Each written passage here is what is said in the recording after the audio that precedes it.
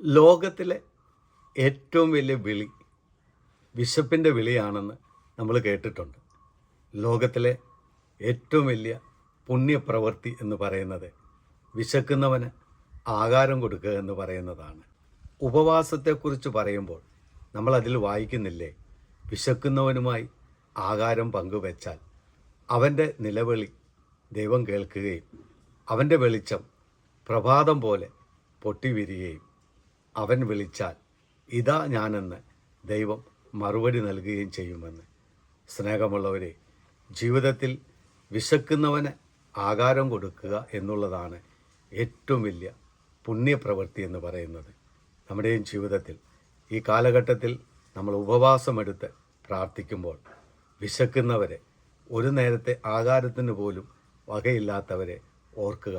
നമ്മുടെ ഉപവാസത്തിന് കൂടുതൽ ഫലവത്തായി തീരുകയും നമ്മുടെ ഉപവാസം ദൈവസന്നിധിയിൽ സ്വീകാര്യമുള്ളതായി തീരുകയും ചെയ്യും.